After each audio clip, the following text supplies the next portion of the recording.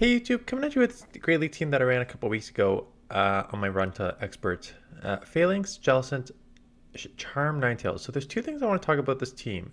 Let's just talk about team build and then the two things I want to talk about. So the team build is very straightforward. I start with Charm A9. If you're going to use a Charmer, you need answers for steals. So Falinks, of course, unfortunately one of the issues with that is that you are weak to Skarmory. So I had to put in Jellicent as an answer to that because I think Jellicent is generally safe as a safe swap, and then obviously the water will resist the Steel Wing. So two things I want to talk about. So one, Charm, Ninetales. If you're going to run Charm, run Psyshock. I just don't have the TMs to try and get Psyshock on instead of Dazzling Gleam, so I just run it with Dazzling Gleam. And two, so I think Charm Ninetales is actually very, very strong this meta. We'll talk about that during the battles. And then two, with Phalanx, I used it before, and what I'm finding now is the meta in this game really just kills certain Pokemon you can use. And you're going to see it in these battles. Like, you would never, ever, ever use Phalanx when you have, like, 5 other counter users that perform better just because of the moveset and like just being able you get walled with Superpower Mega Horn, even though they're objectively both decent charge moves, just like they're kind of useless together. So let's look at the battles. This one's not bad because you'll still get the Superpower off here. Superpower will do good chip damage, and then I'll try and just catch and absorb on Jellicent, so grab one shield there, that's fine. They are very slow to get out. Lickitung, not surprising, right? Lickitung is one of the better safe swaps, and that's kind of what Jellicent struggles with here, is a normal safe swap that resists the hexes. But ever since Jellicent got Surf, this Pokemon is just way, way, way better. That it's able to, even though you're going to lose this matchup, like you're going to chip the heck out of this. Right? So even though they launched a power up there, I still got 3 Surfs off, which you can take this to the deep yellow or red, right? So that's pretty big. And now I think I'm going to eventually have to sweep with Ninetales. I'm hoping they don't have an answer in the back to this because they are weak to Fairy in the front. So I'm out of Superpower, so let's see if I just auto launch this. I do, which is kind of a mistake. I assume the Poliwrath would come back in and try and CMP me, but that's kind of a mistake. Anyways, that still does a ton of chip there. They are actually double weak to Fairy, so not ABA weak to Fairy. It's not the best team build, but there aren't a ton of Fairies right now, like pure Charm Fairies, right? A lot of people are running Azumarill, but you're not getting a ton of these just like Charm Fairies. Anyways, at this point, it's just Charming down, taking that resistant move. They're not going to get to a Superpower. So Gligar, again, you're going to see like a bunch just like Phalanx has absolutely no play. So safe swap here. They are not getting out, which is good. Again, if you don't have like a Lickitung, or you don't have like a normal Pokemon, or just like a grass, I guess there's other like ghosts which do pretty well against you, like Sableye stuff. But like, if you don't have like a super hard answer to this, Jellicent can be very, very tricky. It's like got decent bulk. Hex is like an okay fast move. It's no Shadow Claw or anything, but it's pretty strong fast move. And then Surf and Shadow Ball are pretty nice moves for what is otherwise a bulky Pokemon. They're not getting out, and I already grabbed 2 shields from them, so I'm like, yeah, I'll definitely shield if you're like that scared to get out here. This is not a good matchup for you. And they eventually get out into Whiscash, and that's kind of why it's not a good matchup for them, right? If their best answer is Whiscash, that's not a great answer, because they can't even use the Scald, which is one of the main things you use with Whiscash now. Let's see, switch timer is up. Let's see if I just get out into Phalanx, because I don't know what's in the back, and that's kind of useless against potentially other Pokemon. So take this out. The Gligar will come back in and just quickly take me out here, because I lowered my defense, and Shadow Air Lace is going to chip a lot. Goodbye. And now, well, Charm, and what is in the back? This is why Charm A9 is actually quite strong. There are Poliwraths everywhere. There's just a bunch of Mud Boys in neutral situations. Like, Charm Ninetales in neutral situations does well. Crest here, I'll probably Mega Horn and then get out into Jellicent.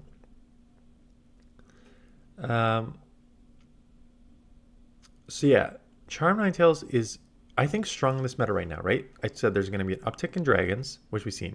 There's a huge uptick in Poliwrath. And then in just a lot of neutral situations, right? You do okay against Azumarill. You do okay against Gligar. You do okay against, what else is some of the main meta right now? Lickitung, right? You just do like okay as a Charmer because you're so... the charm damage does a lot of just neutral chip damage. Plus Weather Ball, why a Ninetales is so strong is because you can get to the Weather Ball so quickly. So that is actually good chip damage with your charge move, as opposed to these other Charmers where it's just like you're charming down, and then if any charge move is a bonus, right? Any charge move is a bonus, as opposed to Ninetales where it's like, not only am I using the charm damage, stab charm damage, I know I'm going to get to the Weather Ball most likely, more often than not. So that's what makes Ninetales pretty strong. I guess the only, and why I don't think this team works is I think you need a second answer for Skarmory. Falinks is actually not a terrible answer to Skarmory, because you have the Steel Wing, which is only neutral to Fighter, I'm pretty sure. And the counters are neutral to Skarmory. So if you shield up Sky attacks, your counters are neutral, and the superpowers are going to hurt too. And speaking about superpowers hurting, got it on a Bastiodon.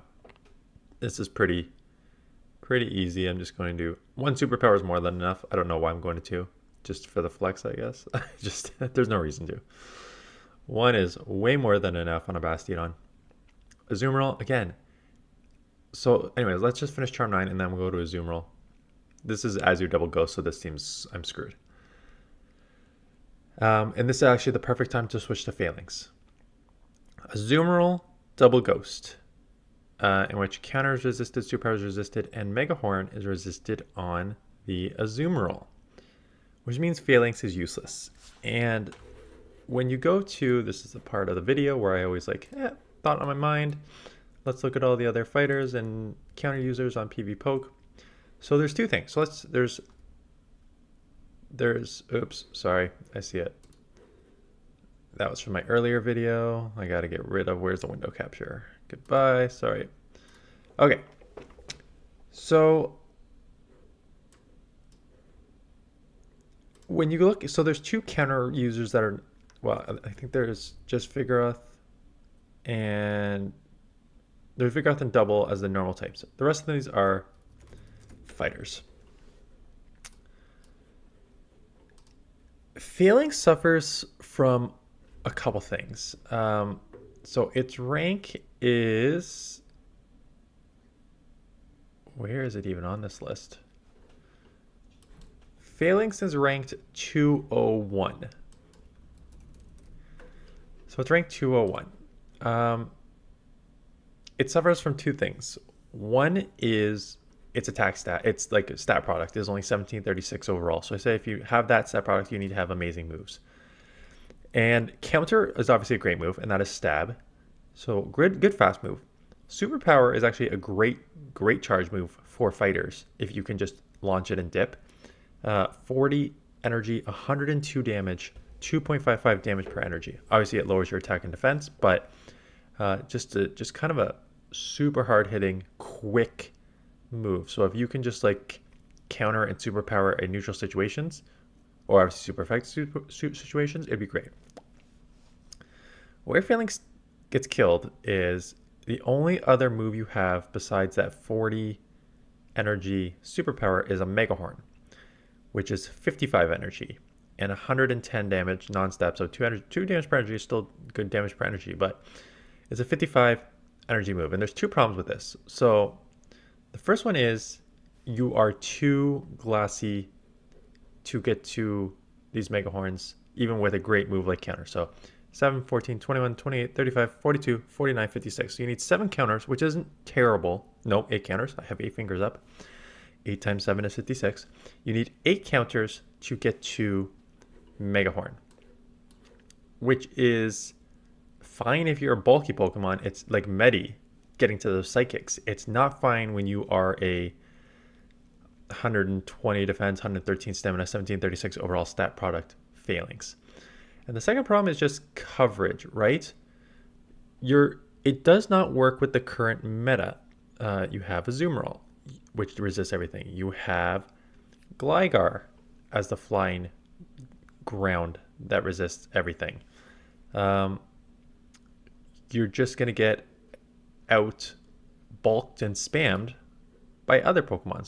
So like you saw me launch a superpowered Poliwrath, but like Poliwrath has that like 1925 overall stat product, also has stab counter, and has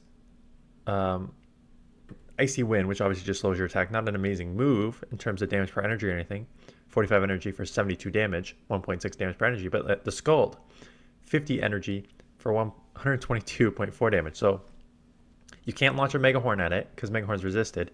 So you need to basically superpower and dip, because once you do one superpower, your defense and your attack is lower. So it's kind of useless for you.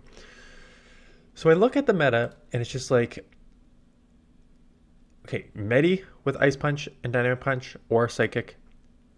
Ice Punch and Psychic, which made Medi so strong before, has insane coverage across the board for a fighter. Poliwrath with Scald and Icy Wind. Obviously now Waters using that double moveset is rough, but in general, still a great safe swap with coverage. You got like Shadow Machamp is high up here just because Rock Slide has coverage. You have Hitmontop with Triple Axle and Close Combat, which is a lot of coverage. And the problem I have with this is you look at the rankings and you look at how do I want to play? Like what is my actual goal? Is my goal just to mess around and have fun? Or is my goal to try and hit Legend? Because if your goal is to try and hit Legend, you realistically cannot use any Pokemon outside the top 125, maybe 150 rank here, and hit that, right? So if you just go to the rankings, like even like, yes, I think like 75, we're 75, we got a Sandslash, and we have a Ninetales, Shadow, that this is running Powder Snow as opposed to Charm, so you have Dragonite. Like I think those are all usable. And then you get to the hundreds and it's already starting to get a little iffy. But you know, there's one or two Pokemon in the hundreds that I'm just like, yeah, I can use that. I can use Shadow Cordilli. This is non-Shadow Nidoqueen, but Nidoqueen, Shadow Jumpluff. I think these are all like workable Pokemon. But then you get to like the 125. Well, Galvantula's at 126, which I think is somewhat usable. And then you get to like the 140 range, and then you're just like Bellybolt, Miltank, which I have not seen a Miltank this entire season, because like why would you, right? Overquill, Haunter, Escav, Blaziken, Dunsparce. Like Dunsparce has fallen. Those normal typings like Miltank and Dunsparce have fallen off the side huge with Pokemon like Poliwrath and stuff everywhere. And then it's just like Shadow Vic you're only using on like fast move damage grass hole teams. And then you're, again, look at Excadrill, Swellow, Castform. When you get down to this range, and where Falinks is in the 200 range, it kills the amount of usable Pokemon in this meta. And what I've always had a problem with this is why people get bored of GBL and why people get bored of like the same Pokemon. How many times have I used Shadow Gligar on my teams this season? How many times do I use Sableye? How many times do I use Lickitung? People's like, you abuse Lickitung. Of course I abuse Lickitung. It's the #1 ranked Pokemon for a reason. It's got the bulk, it's got the moveset, it's got safety, it's got everything. And it's just like, this is what I hate about GBL. You cannot use, realistically, I have a roster of probably 150, 200 plus Great League Pokemon. I use consistently when I'm trying to run with teams 20. And that's, I think, my biggest issue with GBL is that there's so many Pokemon. And I know that not all Pokemon are supposed to be strong, right? I know not all Pokemon are supposed to be able to compete with everything, but I just find that like I think the issue is that's where some of these Pokemon could have, again, I don't know what Falinks is in the main game, but like some Pokemon that could have strengths in the main game are not translating to GBL because of either moveset stats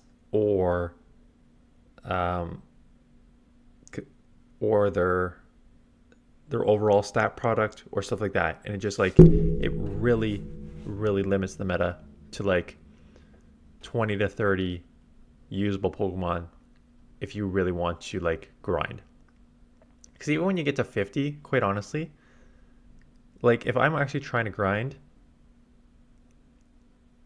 I don't think I'm really using anything outside the top 50. If I had to use like my top 20 Pokemon to use for like grinding, it is probably all the stuff that is like top meta, like Lickitung, Crescent Register, whatever, Gligar, Swampert, Carbink, Lantern, Medi, the Mud Boys, Quagsire, Azumarill, Vigoroth, Whiscash,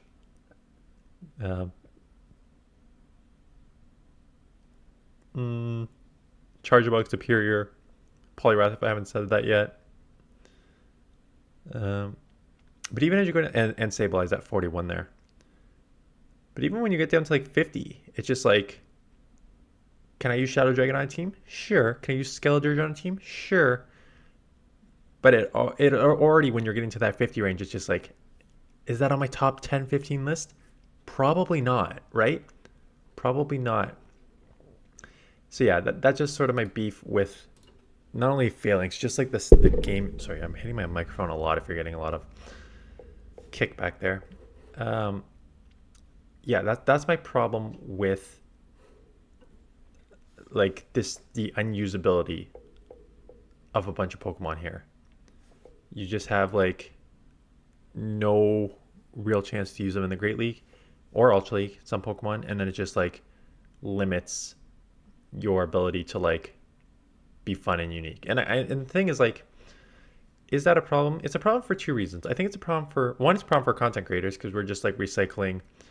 You either go like super spicy, don't care about your rating, like, and make fun content like Kill 'em on Toast, or you a lot of time like no slight to like Home Slice or anything like those guys, because I think Home Slice is actually one of the best battlers here. He's super strong, but it's like, oh, look at the spicy Pokemon backed up by two absolutely meta beasts, right? that can offset there. And that's the thing, like you can use theoretically Falinks if you use like two top 20 Pokemon that can like carry it. But that's not really the point, right? The point is like for each Pokemon to be able to carry itself. So that's the first problem. And then the second, so like from a content creation, it's just like, yeah, we're using the same stuff over and over again. But from just the meta thing, it's just, it depends how you want to, you think this game should be played, right? Do you think that if I wasn't making content, I would 100% find a team that works and grind with it for 3 to 4 days if I wasn't making content. But for now, I do like 2 sets and then I switch the team up. But if I wasn't making content, I would just like find a team and use it. And I think that if you want to be able to grind with a team, you need to know the ins and outs of the team and all the different matchups. And having a limited meta helps you understand that team and how to use it quicker and better, that you can grind faster. As opposed to if you saw like 200 Pokemon, it's a little trickier to like,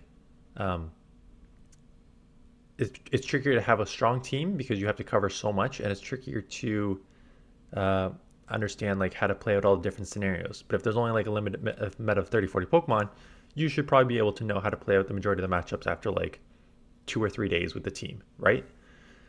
Anyways, that is it. I'm shooting this a couple weeks in advance. But yeah, this will go up when the Great League comes back. Anyways, that is it. Hope this was, helpful or thought-provoking or whatever you come to get from this channel. Anyways, that is it. Thanks for watching. See you guys in the next one.